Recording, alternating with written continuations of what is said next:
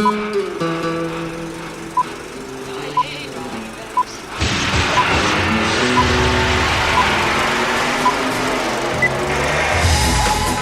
to the Reviews Without Remorse podcast with Joe, Kyle, and Ray. Be warned, the discussions in this podcast will contain detailed spoilers. Enter at your own risk and enjoy the show. Some people hear their own inner voices with great clearness, and they live by what they hear. Such people become Reviews Without Remorse.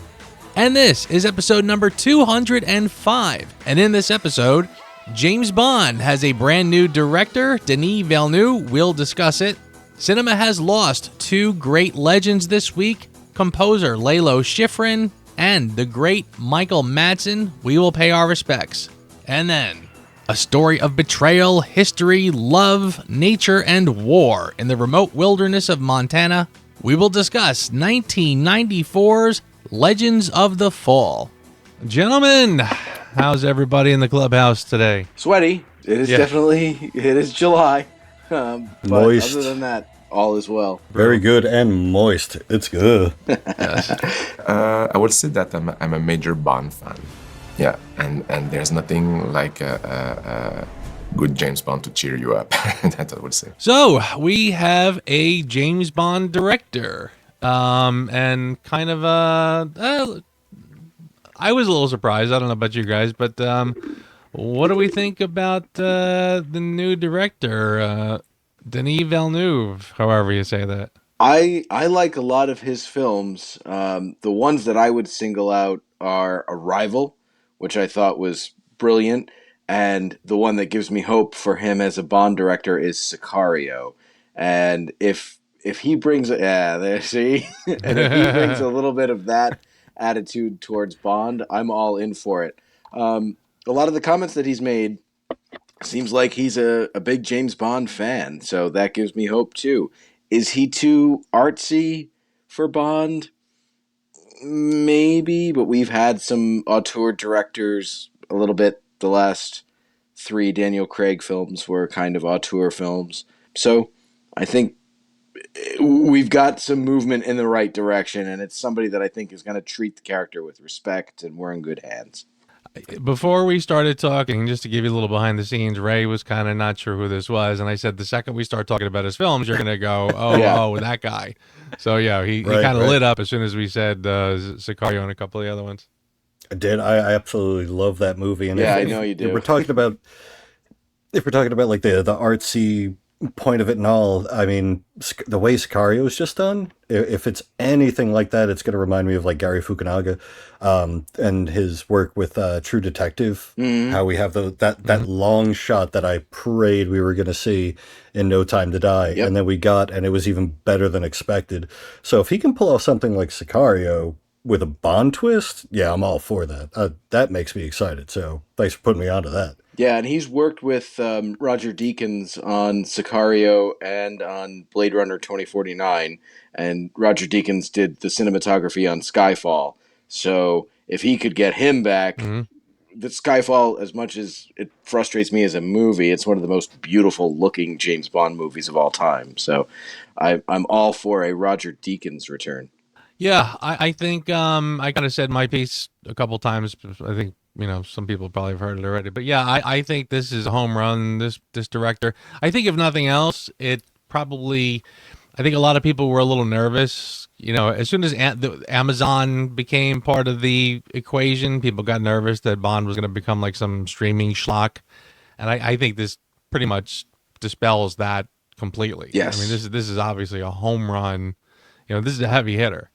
So I think we're going to get a great film, frankly. I'm excited because I think, this guy is nothing if not capable, so I feel like, he does do kind of think pieces, I think, but again, I'd rather have somebody who does thoughtful stuff and kind of branch out into action than the other way around. If somebody's just known for action, then I don't have a lot of faith that they can do something that's pretty thoughtful. I think this guy has a lot of range and can really do a lot of interesting stuff. Yeah, I don't want to throw out the dreaded W word, but we were all worried about the Bond franchise becoming that.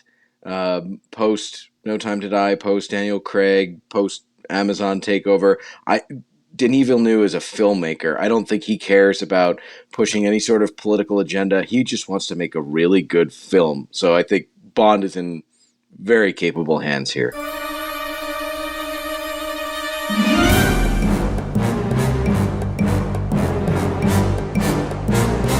So we lost a few people in the last week or so. Lalo Schifrin, a composer who I have to admit I didn't even recognize the name when Kyle first mentioned this.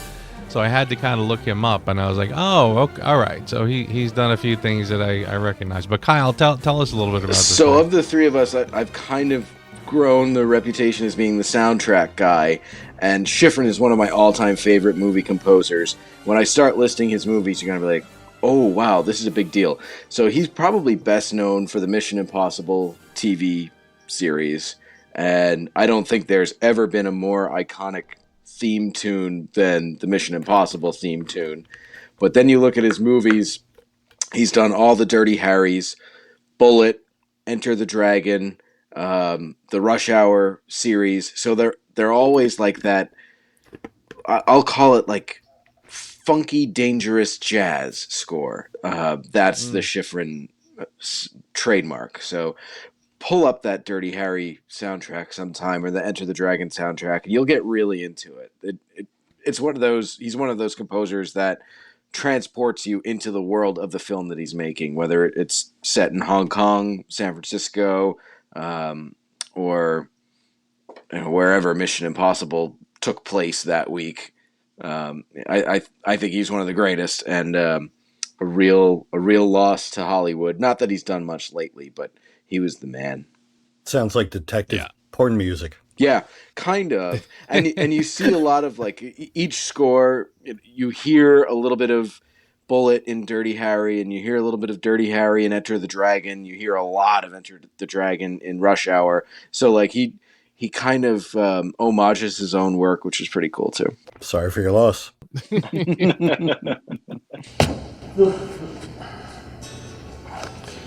ever listen to K. Billy's Super Sounds of the 70s? But the other person who I recognized much more easily, Michael Madsen, passed away, which kind of surprised me.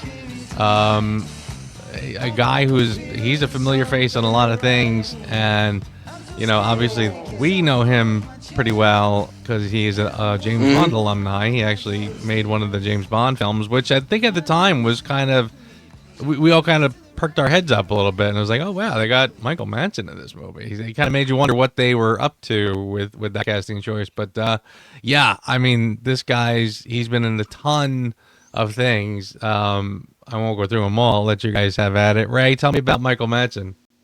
One of Quentin Tarantino's favorite people to put in a movie. Yep. I mean, he just has such like a list of work, but probably to me best known for working with Quentin Tarantino. Was it Mr. White? I want to make sure that I get it right. Mr. Blonde. Mr. Blonde, that's right. Yes, Mr. Blonde, yes. Probably one of my favorite characters that he played. Yeah. Just go ahead. Mr. Blonde in Reservoir Dogs is the bad guy. You're not supposed to like him. I know, you're not supposed to like him. He saws off a cop's ear and is about to set him on fire, but he's so damn cool. And that's Michael Madsen. He just brought a level of coolness to that character that I think another actor, he would have been like, oh, this guy's a psychopath. I cheer when he gets killed, and you kind of do anyway, but he's so cool and fun to watch. The way he moves, the way he kind of dances around, he's great. Dances the Steelers wheel, I mean. I know. And he makes it look really super cool. But he's a guy who kind of... You're not supposed to like him. When you see it in movies, and especially as his career continued, you could tell that this is a guy who lived hard. Like, he lived a hard and fast life. So it's sad that he's gone, but it wasn't like, oh gosh, he was so young. Yeah, he looked so healthy. Right. Yeah, that's very true. And I kind of feel like in recent years, he kind of aged up pretty quickly. I kind of thought even by the time like Kill Bill 2 came around, it was like, oh wow, he's already starting to look a little Like he's seen better days. He's one of those guys. I sort of forget. The first movie I ever saw him in was a film that I saw in the theater in 1984. Anyone want to take a guess? I don't know. You're old, Joe. 84. No, I'm actually 83. I'm wrong. I was born in 84, so you're on your own. All right. Thank you, Ray. That's going to hurt. He was in War Games. 7, 6, 5, Sir, we have a launch order. 3, Put your hand on the keys, 2, sir. 1. Launch. Sir, we are at launch. Turn your keys. Sorry, I'm so sorry. Turn your keys, sir. Oh yeah. Oh, yeah. Yeah, I mean, He was one of the and it key was funny holders. too That's because it was right. one of those where like, and it was funny because I remember like later as I started seeing him in movies, and then like kind of just one day, War Games is on TV, and I was like, oh my god, I forgot that was him. So it was sort of weird. It was like, wow. I mean, again, that's Right. 84, so it's almost. And I remember feeling like, I mean, he had done a few things. He was always basically just sort of a character actor that was sort of in the background. He had done a few things. He did like Diner, The Natural. He showed up on Miami Vice. So I mean, it was not like he wasn't working. He was always working. But I felt like it was like all of a sudden he popped. Again in the 90s, like really popped. And I remember kind of going like, "Oh wow, that's the guy from War Games." Like it was almost like he came out big and then just kind of hid in the shadows for a little while and then come back. I think the big loss he was here, everywhere. and we kind of knew we were never going to get it anyway because they're just too damn old for it. But now we'll really never get that Vega Brothers movie that Tarantino used to talk about making, which is a shame because that would have been super cool. And even some of the Tarantino movies that I don't like I did not like The Hateful Eight at all. But I like him in it. I like his character. Yeah. I think he's Same really here, fun to watch because he's got that Mr. Blonde attitude, that psychopath who's just so damn cool and he's so compelling and he just makes for great cinema. Totally agree. I feel like this guy was a legend, and it's kind of this one's a sad one. I feel It's a shame that genuine he's loss only in that the one he's Bond gone. film, and I feel like had Brosnan kept going, you might have seen Damien Falco as kind of like a recurring American counterpart to M. Agreed. Yeah. Honestly, that was sort of weird because it was like you really thought that was going to go somewhere, and I guess things changed after Certainly. that, but had the potential to go We will places. miss you, Mr. Blonde.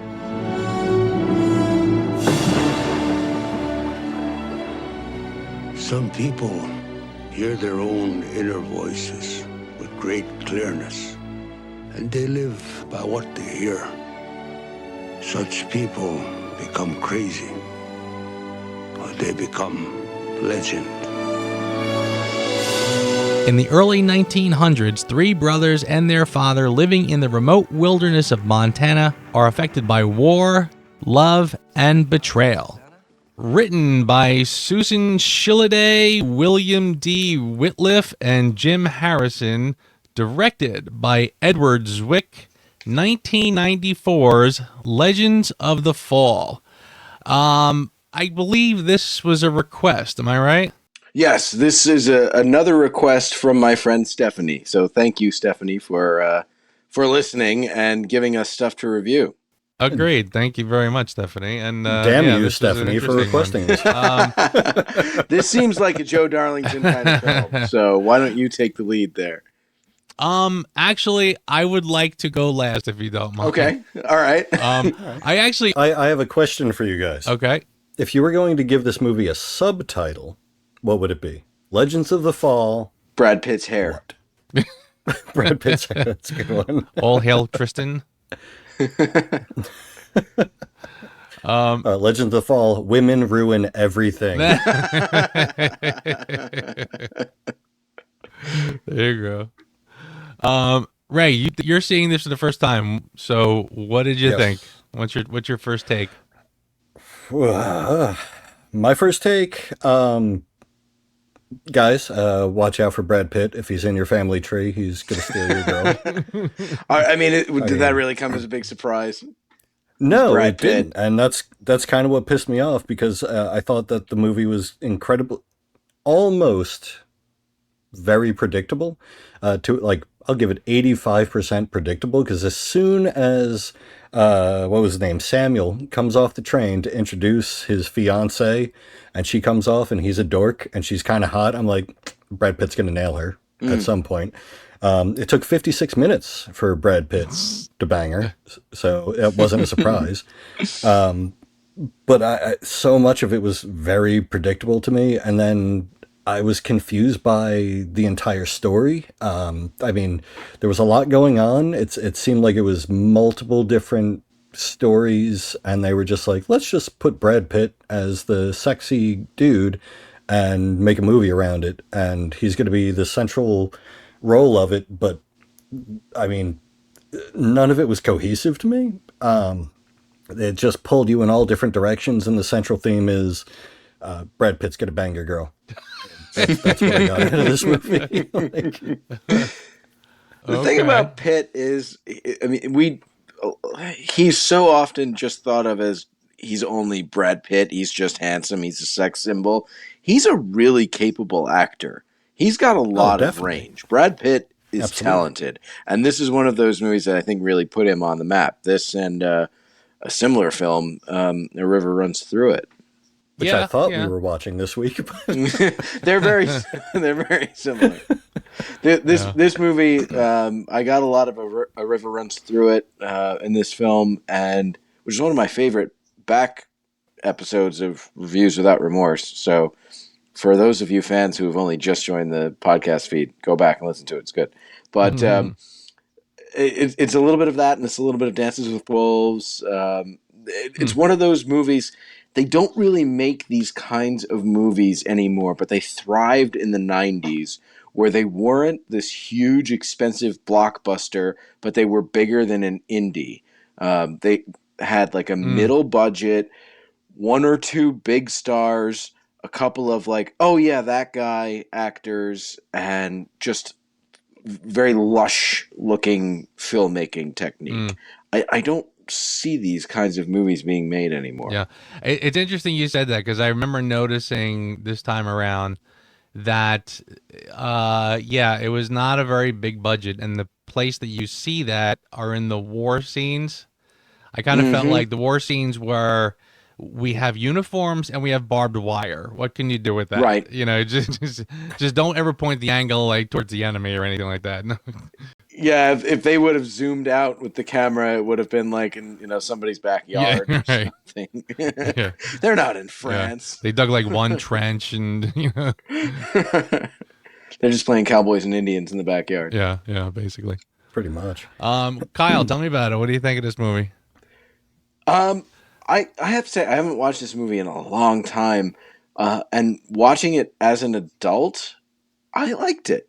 I didn't find it as moving as some of the other films I just mentioned. Like it's not as grand as The Dances with Wolves, but it was an entertaining story about a family. I mean, it's a classic family drama, and the family drama is one of the most essential stories in fiction and film. So I thought this was time well spent.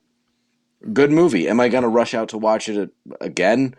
Probably not. If I don't see this movie again for a number of years, that'll be fine. It's not like I'm going to have this one on the rotation, for as just like a pop in and veg out on a Sunday morning kind of film. This is so this is funny, because I was getting nervous. I said, when we do this, I thought everybody was going to be kind of gushing. And I said, people are really going to start to think that the three of us like draw straws before each recording to decide which one of us is going to be the turd in the punch bowl. Because this is true. I mean, there's always one. There's always one holdout. Yeah. I thought it was going to be me this week, because I'll say this: I never liked this movie. And when I saw it again today, I was like, wow, I really hate this movie. I really despise this movie. Wow. I am right there with you, Joe. Mr. English Patient, Mr. A River Runs Through It would have hated this movie. Yeah. That's interesting. So Talk to me. So well, I mean, the obvious things that I think we can all agree on is that visually it's a beautiful film, and I think it's, again, it's kind of a no-brainer. The score is absolutely wonderful. I could listen to this score. You know, I've had this soundtrack for decades and listened to it plenty, and I could listen to it again today. That's all wonderful. I mean, it looks good. It sounds good. It's great. The thing that really kind of, and it was funny too, because I remember seeing this movie. I saw this when it came out in the theater in the 90s. And I remember my friends all just loved this. They all just thought this was the greatest thing ever. And I remember sitting there kind of going like, what's sitting wrong with me? Like, why is this kind of, and like, I remember we had like these kind of like late night drinking too much conversations about this movie, and I just, it was always bothering me, and it was kind of 10 times worse now. So I guess the bottom line for me is, what is this movie trying to tell us? What is the lesson of the movie?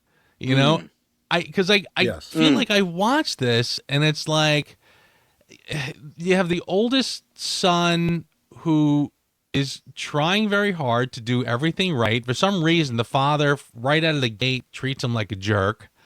And I guess it's sort of like a prodigal son story, but you got this middle guy who doesn't do anything right. He's always screwing up. He's a complete jerk.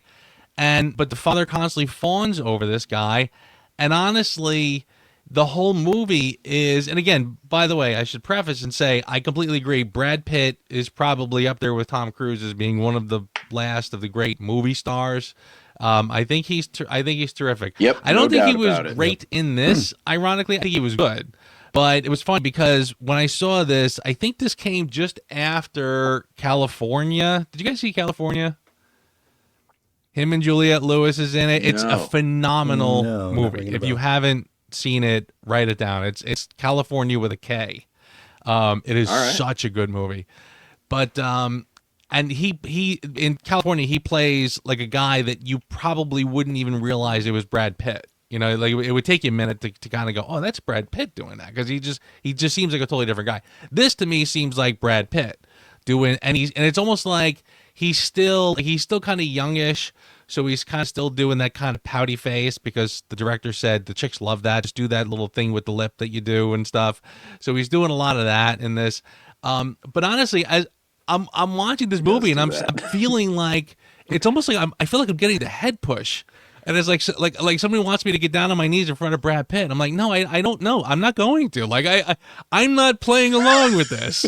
Like this whole movie is fawning over not so much Brad Pitt, but just this character. You know, I mean, honestly, when he comes home, not the first time he comes home from the war, but after he kind of goes crazy and he leaves for years and years and he's on the ship and then he comes home, you know, like it's like the wind changes for a second and like the wise Indian looks around going like, what's wrong? Like something in nature is stirring, and then he comes over the hill with all the horses and stuff, and it's like remember the post-credit scene in Napoleon Dynamite where he shows up and he's like, I just broke this wild stallion for you guys. Yes, at the wedding. I feel like this is that, but it's taking itself seriously. It is you know a what I lot mean? like it's that. it's like it's not in on a joke. Like they're told. That's the thing. Like this movie, it's totally serious. It's playing it totally seriously, and it's almost like, guys, you are laying this on really thick. And again, I mean, but I wouldn't even mind the thickness, because like you said, I mean, I do. To your point, this probably is kind of a film I should sort of like. I mean, it like.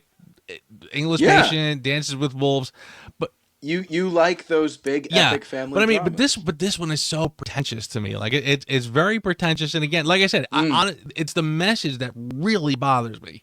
Like by the time you get to the end, like he comes home, now he has kids, a wife and kids, and again, how old is this wife that he took? I mean, I don't even want to go there, but. And then she was 20. They make it a point to say 20. But then he goes into bootlegging like they ran a ranch, I guess, for years. He comes home and I guess something happened. He goes, "Oh well, we'll get it back by any means necessary," something to that effect. And then they become bootleggers. Then he starts butting heads with the mafia, and it's like, by the time now he's kind of getting into shenanigans with the gangsters, and I'm like, dude, you got a wife and kids. Why don't you stop being a jerk?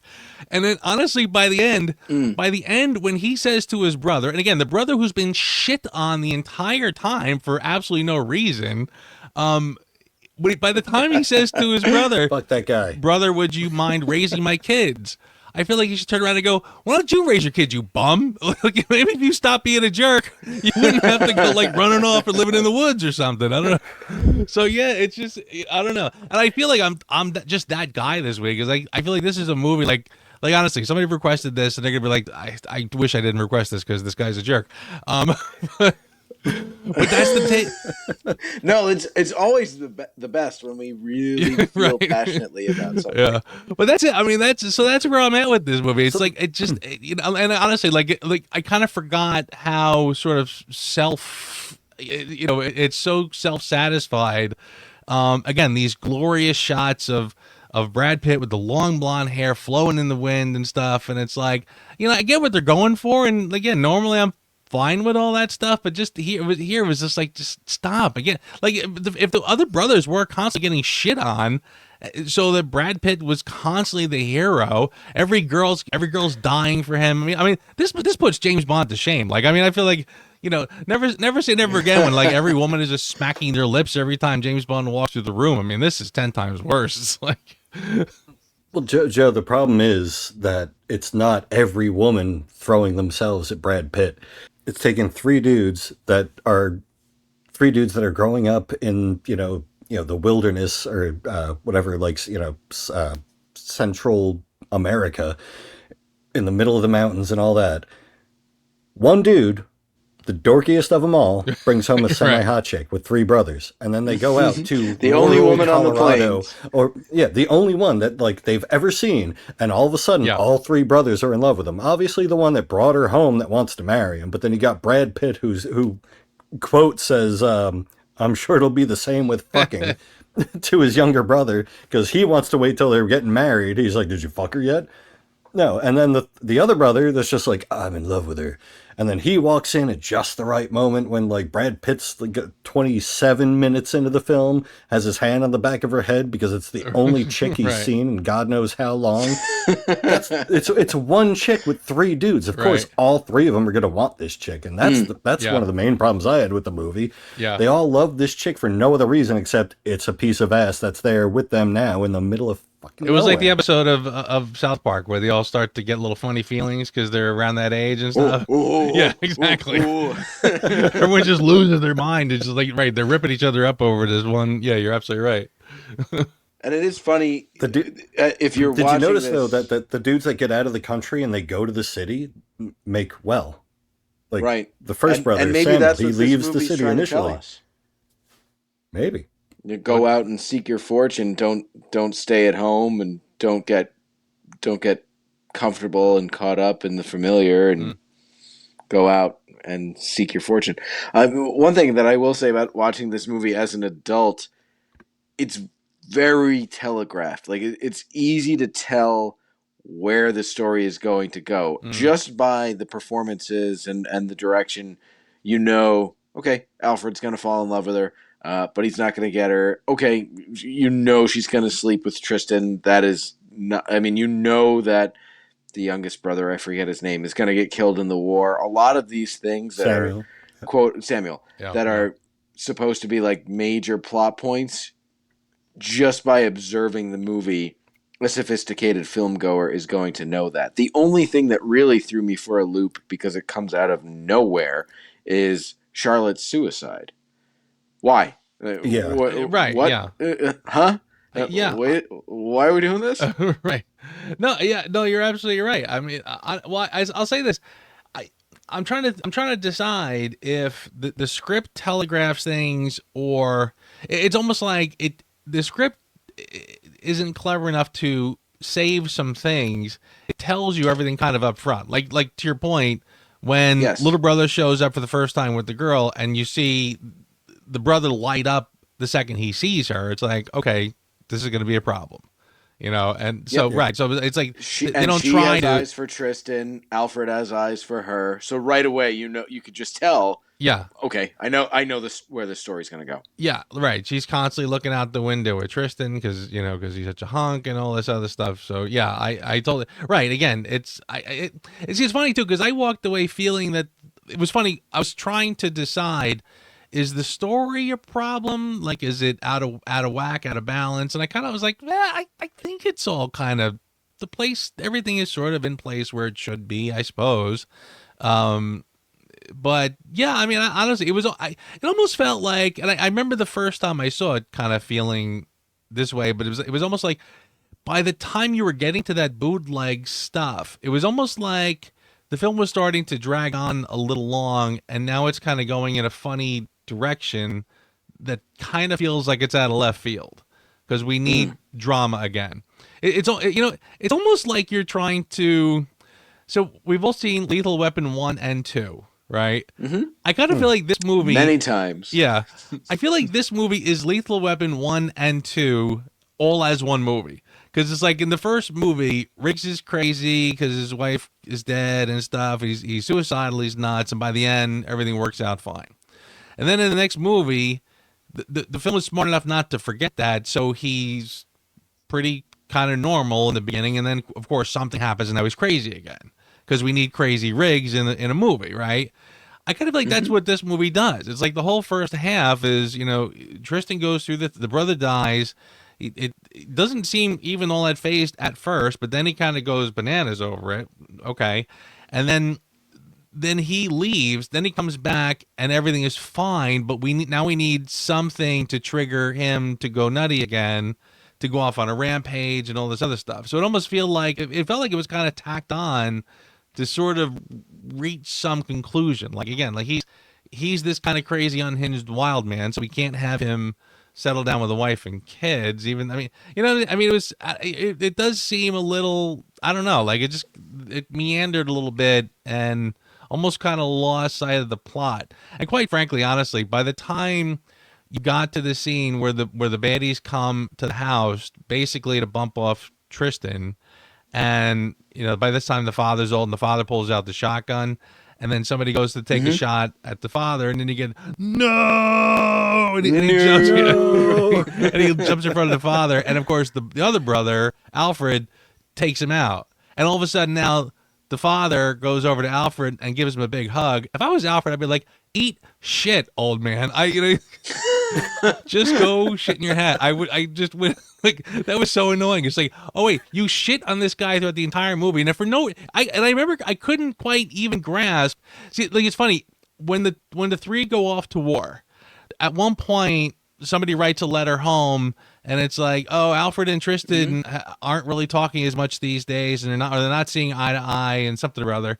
And I'm kind of going, well, that's just because you told us. Like, I didn't really see anything that sort of triggered that. And then all of a sudden it was like, just now, from now on, he goes home and now the father treats this guy like shit, even though Tristan still can do no wrong, So again, why is this poor brother getting shit on all the time? It was driving me crazy. Because he has ambition. I mean, that's really, honestly, that's his only deadly sin, is he has some ambition, which winds up getting him involved with some unsavory figures. Yeah, I mean, and that was a whole. The problem, hang on, the problem with Alfred was that he was joining the government. And the father was anti-government because of the war. True. He wanted to be a politician, and politicians are, they were anti-Indian. They got into the war in the first place, and that's True. what the father was anti.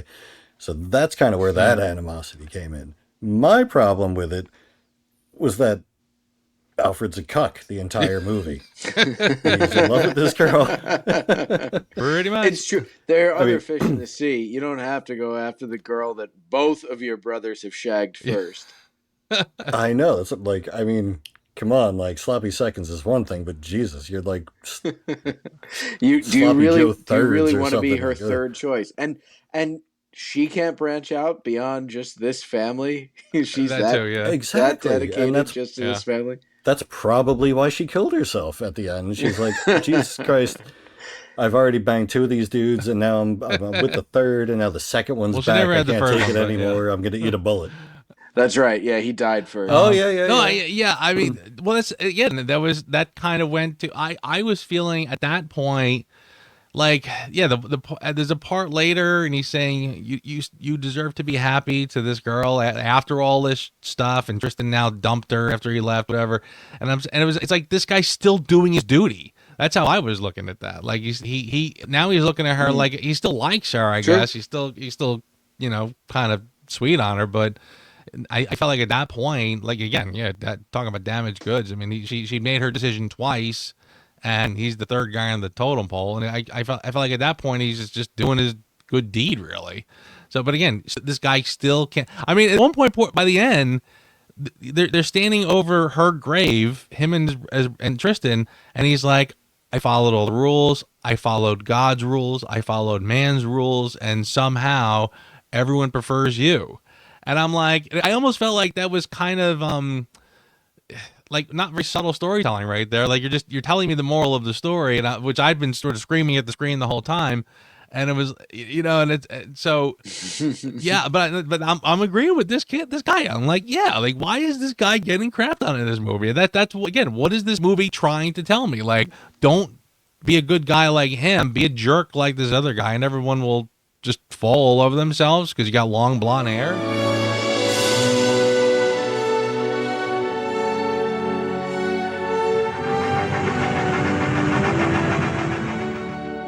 My fiance, Susanna. Hello. Nonna. So this is Tristan. The moral of the story is bros before hoes. That's what I got out of it.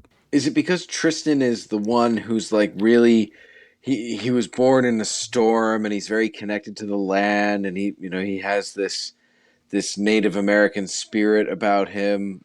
Could that be why? Yeah, that is what the movie tells us. And that's why the movie likes him the best. Is because that's why he's the one to be with sexy, with passion because, and like a burning personality. Well, this and the other two are kind of bland. I think told another way to say this. I feel like this is sort of like pretty much. I don't know if I want to go there, but it's like kind of one of those like hippie, counterculture, fight the system kind of stories, just set on a backdrop of sweeping lush backdrops and World War I and all this stuff. I mean, this, that's kind of how I'm sort of reading this. And it's sort of like Tristan is kind of like, I'm freewheeling, I fight the man or whatever. I don't go with the system. My brother, he wears the tie and he goes to work and he's a fuddy-duddy and all this other stuff. And I feel like that's kind of the story I'm getting. And again, it's annoying me because it's almost like the story.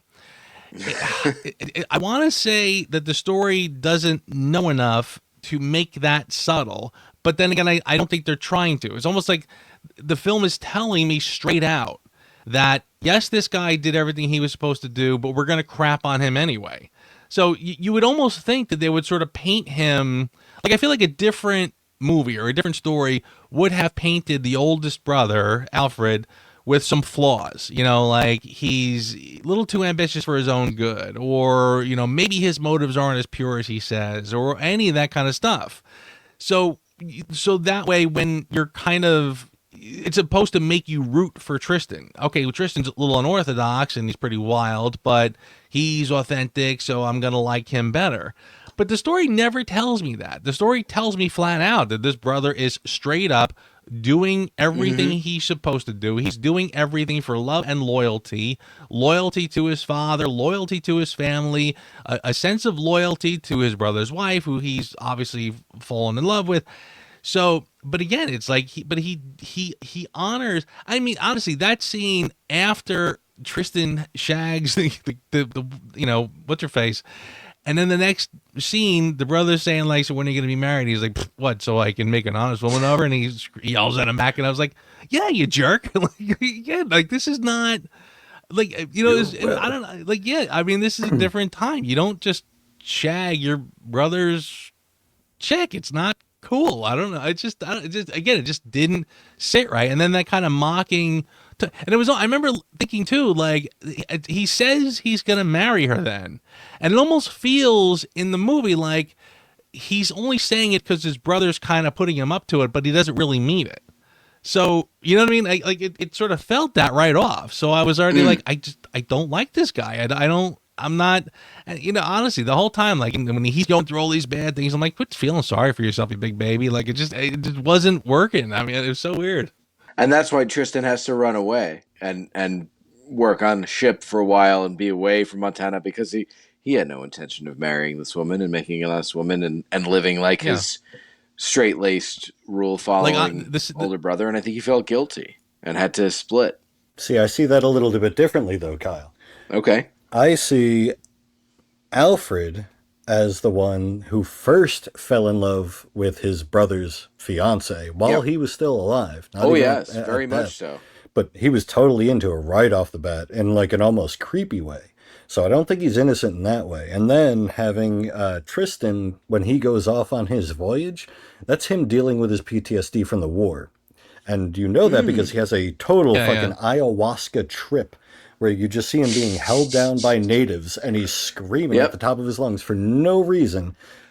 I think he's trying to, work out his demons and all that. And I can understand that. And that's what I got from that reference. And then once he's ready and she says, I'll wait forever. As long as it takes, I will wait for you. He finally has himself right. He comes back. He looks healthy. He's not like all, skinny and beat up anymore. He comes back. She's gone. She's with Alfred. Sans a hoe. Ray, tell me how you really feel. Yeah, honestly, this is so funny. I thought for sure I was going to be the one guy who was going to pick on this movie, and everyone else was going to tell me I was nuts. But I thought you were going to be the one who was the biggest fan of this movie out of the three of us. Yeah, it's so funny when you think about it. Any film, it's a mixture of a lot of different things, and honestly, it's like if one of those elements is off, it can really just kind of muss up the whole cocktail. And I kind of feel like that's what this is. Again, it's got the scenery is beautiful. Honestly, the whole look. I was saying to myself, like, if I could watch this movie, just play it on my TV with the soundtrack playing along with it, I would just have this on all the time. I mean, like I said, I used to listen to the soundtrack religiously. I mean, it was beautiful. So, yeah, I mean, there are so many terrific elements in it. So, but yeah, honestly, it was just this underlying message that just seemed to sort of smack me in the face, and I couldn't just turn it off. I just kept seeing it, and I'm like, again, I don't know what and again, I'm not even giving myself points for reading between the lines. I feel like it's right up front. I mean, it's a very clear message, and this is why it just didn't. Right, it's not subtle at all. It's not a subtle movie. Yeah, I think the strengths of this film are what you said. It's the music, it's the soundtrack, it's the very lush atmosphere, it's the wide shots of the Montana mountains. That's why we're watching this film, is for the beauty of it. The story is not, it's undercooked. The story is definitely undercooked. They don't give us a satisfying reason for Tristan leaving other than an allusion to guilt and PTSD, as Ray says, or, like I said, maybe it's just because he didn't want to get married and settle down with this woman. The film doesn't really tell us that. The suicide comes out of nowhere. So the story is not a strength of this film, but the filmmaking, a lot of the sweeping grand epic vistas, that's why we're watching Legends of the Fall. Yeah. I mean, this is the definition of a sweeping epic movie. It's trying to be Dances with Wolves, but that's a much more compelling story than this is. And I'll say this too. I don't think this is a stupidly made movie. Like I don't think it's. I don't think it. Like Zwick is a very good director. Yeah, I mean, but when we talk about the story and the problems with the story, I don't think it's because they're just sort of lacking in the talent to make a good story. I think they consciously made a story that And again, I don't know. I Wasn't don't know cohesive? well, I mean, it's moderately like when you say it's undercooked. I kind of feel like I think the word I would use is overcooked because again, like I said, you may be it right. drifts into like when they're shooting the scenes where they're in the car and they're in the rocks and the guy just shoots the gun for no reason and kills the wife and stuff. Like at that point, I'm like, is this the same movie? Like it feels like a sequel to the movie that hasn't even finished yet. You know what I mean? It just feels like a different kind of it's a different vibe all of a sudden. But yeah, I mean, it's almost like they're just looking for a way to wrap this up. Like, how do we finish off this character? I suppose, and it was it's honestly it was almost like it reminded me of the end of like the last Rambo, the Last Blood. Did you guys see that? Oh, one? I didn't bother. It's a really weird movie and a very disappointing Rambo movie. But it almost, when you watch that movie, you'll say to yourself, this feels like a generic Stallone movie, and then at the last minute, somebody decided to make it a Rambo movie because it doesn't feel like a Rambo at all. But then when you get to the ending, which has that kind of like gets his vengeance, bloodbath kind of thing, it only works because it's a Rambo movie because he's got these skills. Otherwise, that would have came out of left field. That's kind of how this felt to me. It was almost like now we have to give this guy, we have to give him a reason to go crazy again. Like it's almost like this movie could have ended with just him having kids and fading off into the sunset. Yep. But for some reason we have to sort of. It's almost like it's an arc that isn't like he kind of makes an arc, but then goes backwards on the arc because the movie's starting to get boring. So we need something to happen, something to trigger him to go bananas again, and that's exactly what he does. So you need to go for full circle where like you have this brotherly love at the beginning and then everything falls apart because of women. You need it to come full circle again so that the brothers like each other again, but now you're -1 because one died in the war. So you need that closure with the brothers. That's what I feel like they were trying to do. And should they have done that? I don't think so. I think they should have ended it with, okay, Alfred finally got his woman and what was her name? Number 2. It sounds Isabel like Johnny 2. 5. Isabel 2. Yeah, Isabel 2. Like, stop with the number 2. Just call her Isabel. Like, it was just weird the whole time. But, How would you like to be married to a woman who's got your mother's name too? Like she's Isabel too because she's named after your mother.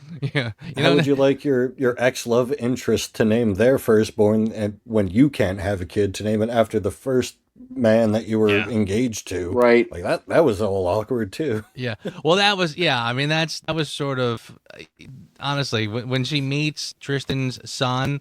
And you see her being like, "This was supposed to be my kid," like kind of you see, it's not a stupid plot. It's not a stupid screenplay because I mean, I kind of feel like moments like that are pretty.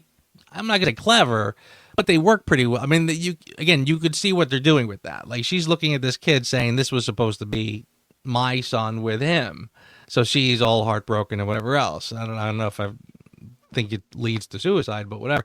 So again, it's not a dumb movie. It's not an incapable screenplay, but again, I just don't like what they're feeding me. It's like again, you spent a lot of time cooking this up, but I don't care for it. It's like the way it's presented is very soapy. It's very melodramatic. It's a lot of like the passion and the emotion. It is kind of like watching a soap opera on a very grand, epic scale. I don't know if you guys ever watched Downton Abbey, but it kind of reminded me a little bit of that. Downton Abbey, I think, had stronger writing, but it is a lot of like, the wild child sibling and the little child who's in love with one of the aristocrats and eventually they get married. These things happen on those like grand soap operas, and that's the type of storytelling in this movie. If you just watch the trailer, it's almost like that's the film right there because there's words that go over the screen, legends of passion and legend or something or other, and yeah. I mean, it's a bodice ripper is what it is. It's like those novels that they sell in the supermarket, except made on a very grand epic scale with beautiful vistas and beautiful music.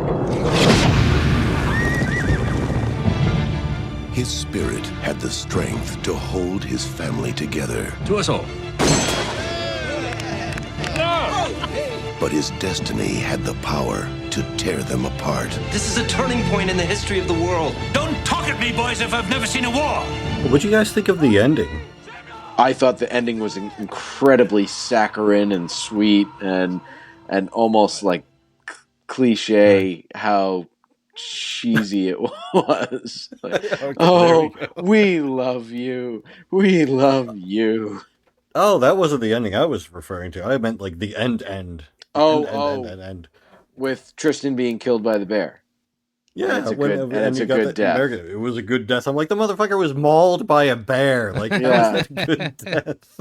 Well, and that's kind of something that's set up in the very beginning of the film, and it leads you to think that this is going to be a different kind of movie about a great warrior and a man who lives off the land, and that's kind of, they set up Tristan that way, but they don't really follow through with that, except during the scenes where he's at war and sees his brother die and goes off on the rampage and comes back with the scalps, just like Inglourious Bastards.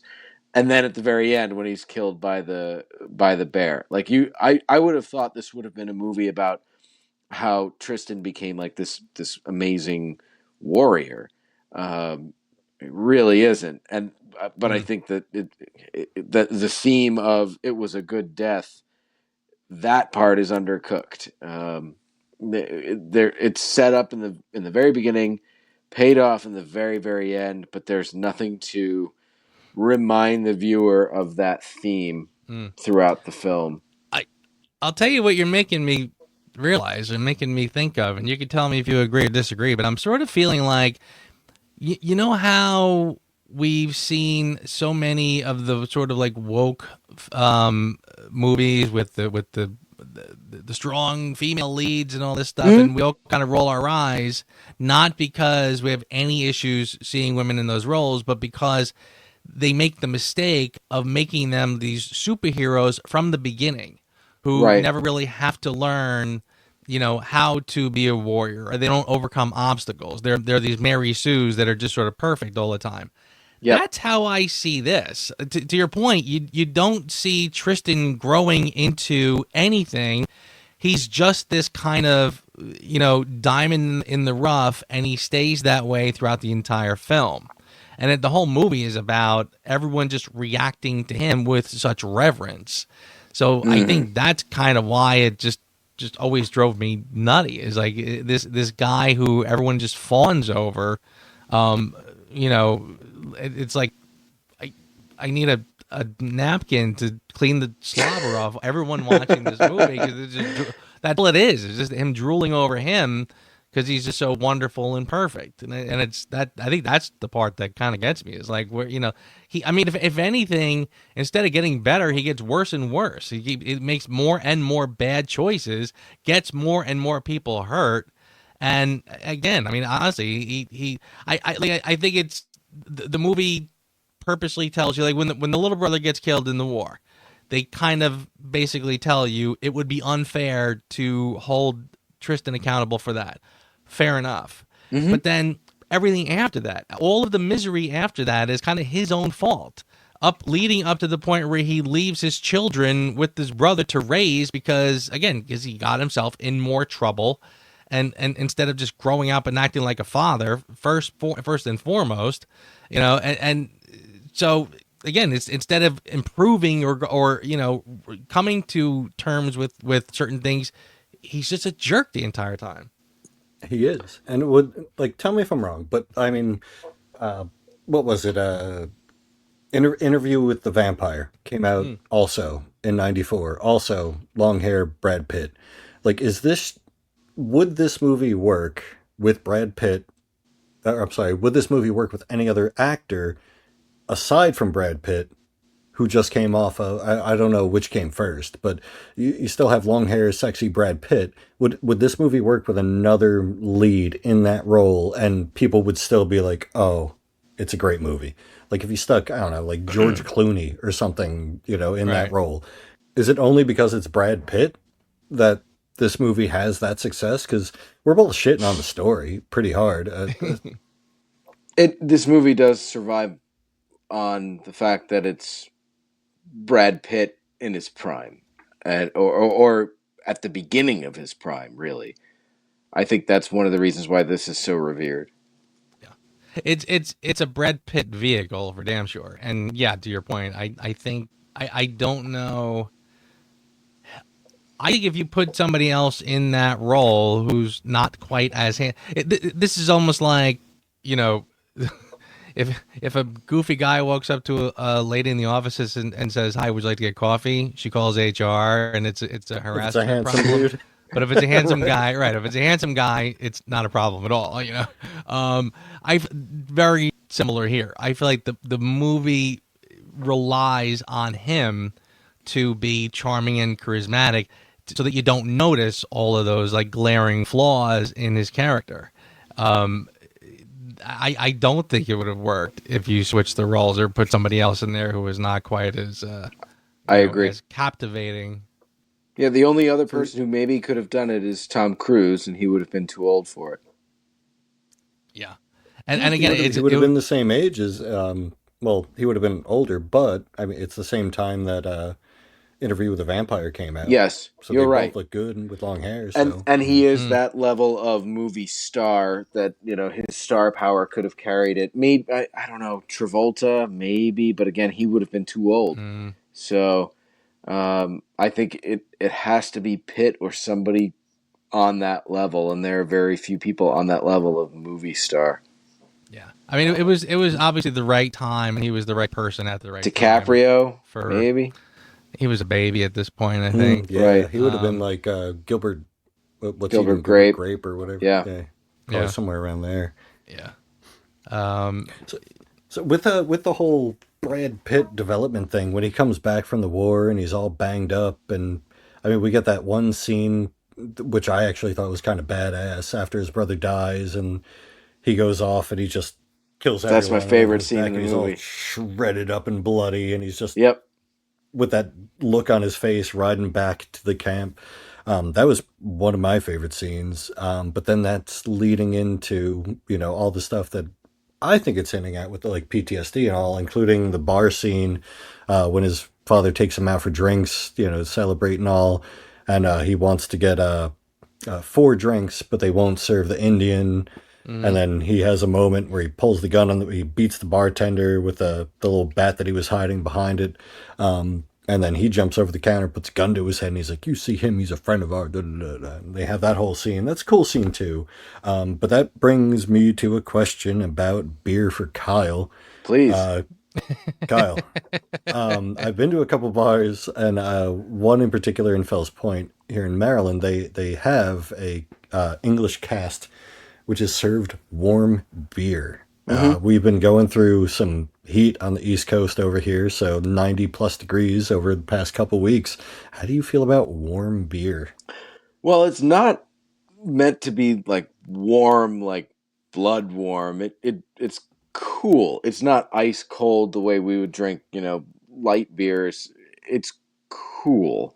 A lot less carbonated and lower alcohol, meaning that you can just pound them one after another and sit in the bar and be convivial for a long time. That's kind of why the English pubs serve that type of cask conditioned ale, because you can consume a lot more of it. It doesn't bloat you as much or as quickly because it doesn't have the CO2 carbonation, and it won't get you as messed up as quickly because it's lower alcohol. So I'm a fan of authentic cask conditioned ales.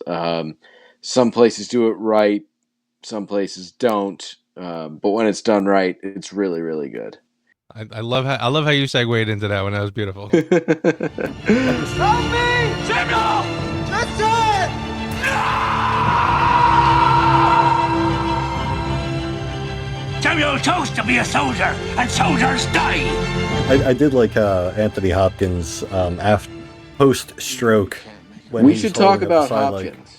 he was fantastic. Yeah. In this. Yeah, this is a really good performance from Hopkins. And I mean, he's in his prime here.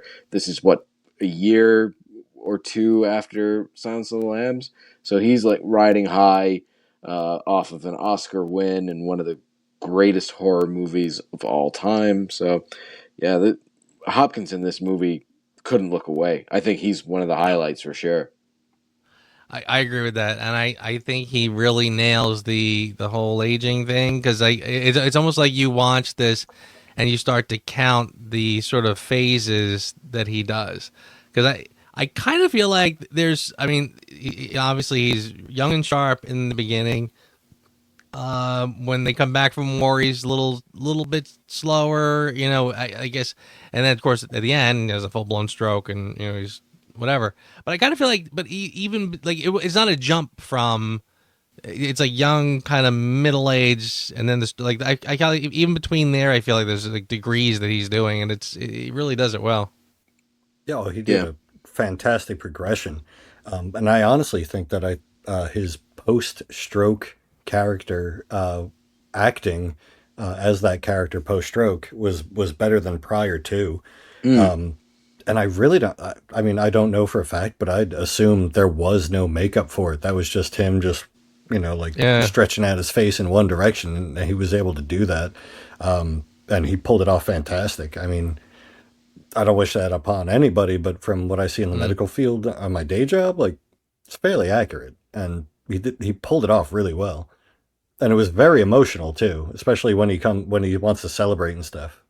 Yeah, agreed. I feel like if I ever had a stroke, I would do the same thing, where I just stick a cigar in that one end of the mouth, and it just works. You get that whole Popeye thing going on, and you kind of run with it. He loosens up a little bit as a character. He's very regimented earlier on in the film, and I think once he has his stroke, he does kind of get a little bit more laissez-faire about how his life has gone and how he wants his sons to live. Yeah, when I get that old, if anything happens to me, I just want that same mentality where I'm all like stroked out and I'm just like, screw on with the middle finger. Exactly. Exactly. Yeah, I don't see his character doing that at the beginning of the film, but by the time he's had the stroke, he's at the point where he's just saying, F it. Life is short. Exactly. What do we think about the structure? And I don't know how to pronounce this word, but it's like epistolary. Is that the right word? Where basically the story is told through letter writing and narration. So like there's One Stab has a lot of narration to frame the movie, but there's also quite a bit of letter writing to move the story along, and that's sometimes it's effective, sometimes it isn't. What do you guys think of the use of that device in this film? I was perfectly fine with it. It's funny because you're right. I always feel like people are very critical of films that lean on narration, and I kind of never really understand why. I always feel like it's usually fine with me. Maybe there's certain times when, for example, if this is like the third movie in a trilogy and they've never done that before, and now they introduce it because they just because it's easier that way. Yeah, you're breaking the thing you set up. But for something like this, I don't mind it at all. In fact, it kind of reminded me a tiny bit of Bram Stoker's Dracula. I was thinking the exact same thing. Right? Yeah, I mean, I kind of feel like there it works, and it almost gives I think this film, and again, I don't know what the source material for this film is, but it gives the feel like it's based on a novel. I have no idea if that's true or if the film wants me to sort of walk away with that vibe, because it's kind of how it feels, and I kind of feel like the narration lends to that a little bit. And almost as if like they're telling you this was a literary work on screen. So again, either it is based on a book or they're just kind of going for that vibe. I think it works fine. It can be a shortcut, but here I think it actually works pretty well to build the characters a little bit, because each one writes their letters differently. whether it's the Colonel, whether it's Charlotte, they're not the same, and it is a way to kind of distinguish them a little bit. So I'm fine with it in this film. Yeah. Did we ever hear back from the mother after the letters are going to her about like what's from Anthony Hopkins as the father going to her about it, the kids going to war, and then I mean you're going back and forth between which brother and the love interest and all that. Did we ever hear from her at some point? No, I don't. And you'd think she'd want to know about what happened to her sons post-war, but Yeah. maybe show up for one of the funerals. Right to your point. Bitches ruin everything. You know you can't make her happy. Gonna try. You will fail. You've been nothing but trouble since you came to this house. Did I damn everybody around me as well as myself? All right, gentlemen. Time to score Legends of the Fall. Who wants to go first? I'll jump in. Raymond? I'm giving this one. I'm giving this one a 6. I think it's a solid film. I think I would recommend it for its time. Like I said, it's the type of film that we don't really see get made anymore, where it's like a mid-budget but a very lush-looking movie with 2 A-listers and a solid supporting cast. The 90s were a good period for that kind of movie. But I don't know if I would recommend it for the story. I would say watch Brad Pitt. He's at the beginning of an A-list amazing career, and watch the grand, epic, sweeping cinematography and listen to the music. Any more than that, I wouldn't recommend. Alrighty, Raymond, what do you got? All right, so I have on my notes 3-4, so it's going to be a low one for me. I'm never going to watch this movie again. There were a lot of holes with it that I just couldn't get past. We'll get to those when we get to the Who Asked You. But yeah, cinematography, you stick a camera in the Midwest of the United States, point it at a mountain and the sky, it's going to be gorgeous. I'm going to go 3.6. Brad Pitt, it's Brad Pitt. You get to see him being emotional. You get to see him be a little bit of a badass. This is at the beginning of his career. Anthony Hopkins, stellar performance. Yeah. But this is not going to be something that I'm just going to be like, you know what? I feel like watching Legends of the Fall. That's never going to happen again for me. So yeah, I agree. 3.6.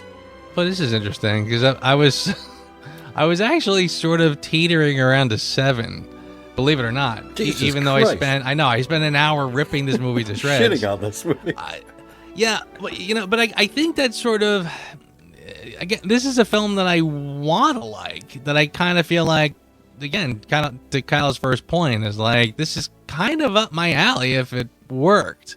But again, I can't, I'm not going to let a sweeping score and pictures of beautiful mountains, make me like a movie that's telling me, no, I don't like it.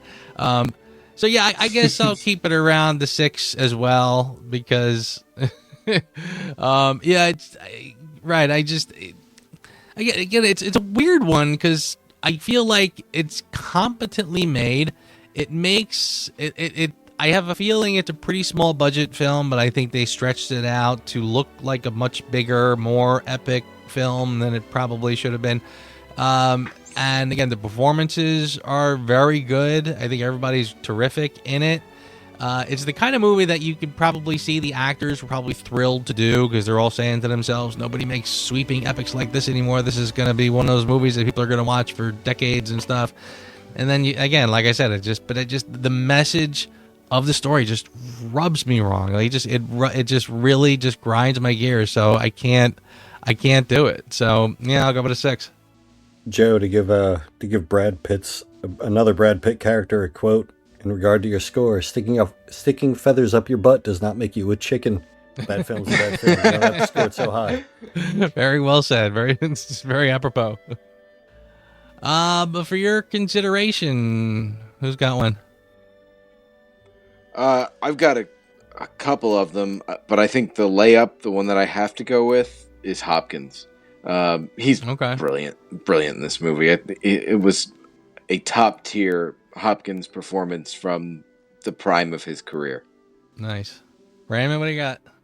I have my notes with an arrow that literally says I can go either way. So I'm gonna choose for my consideration. If you think your family's messed up, you can watch this movie and feel significantly better about whatever you have going on with yours. I mean, just the drama between everything going on that's so avoidable, I think is a plot point and a plot. What's the opposite of a plot point? What's a negative on a plot point? Like, it's just so avoidable in real life. Like, if you got something going on, just watch this movie. You're like, well, damn.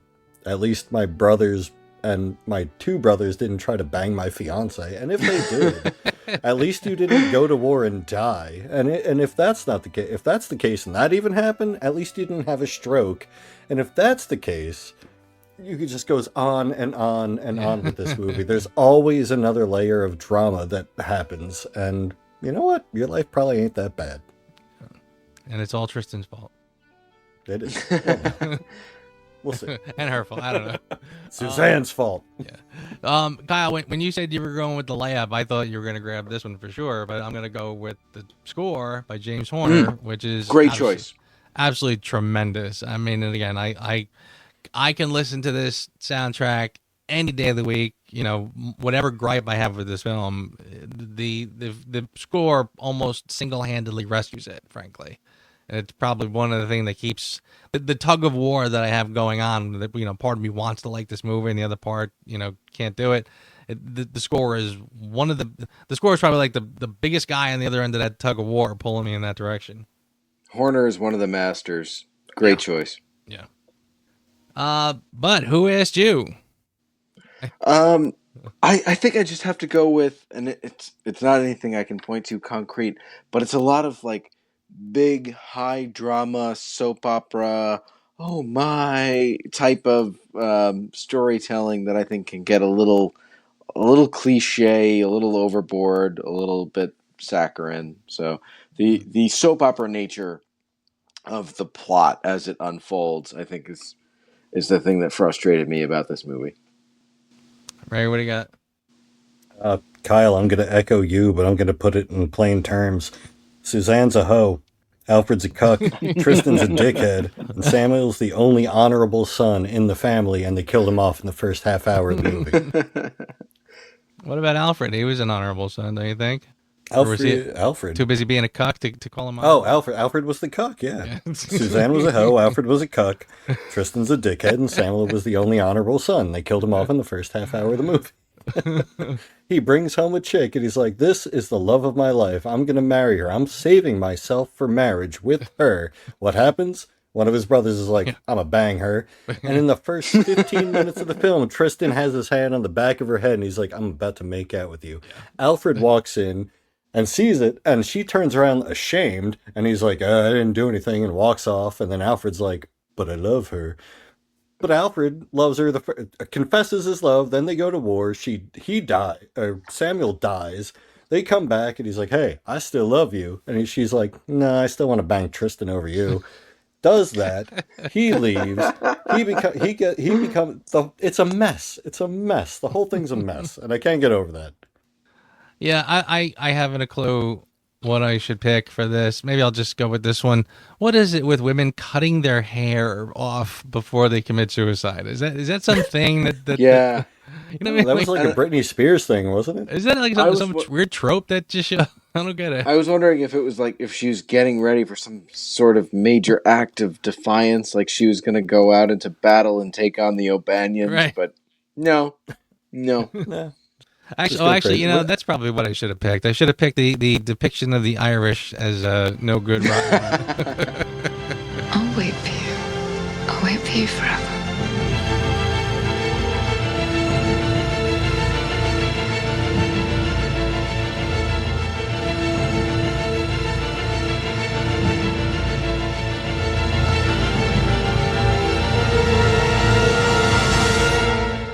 Brad Pitt, Anthony Hopkins, Aidan Quinn, Henry Thomas, and Julia Ormond.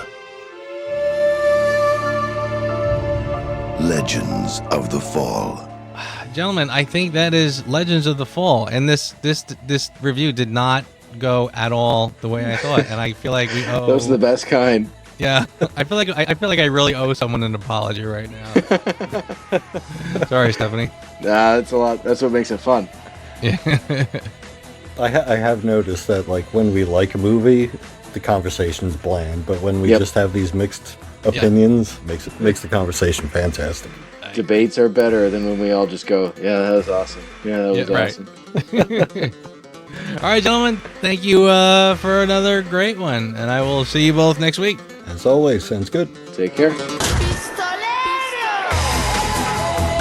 Thanks for listening to the Reviews Without Remorse podcast with Joe, Kyle, and Ray. Join us here every Thursday for a new episode. You can also find our episodes on our YouTube channel. Check the link in the description. All clips in this podcast are for commentary and critique and are considered fair use. No copyright infringement is intended.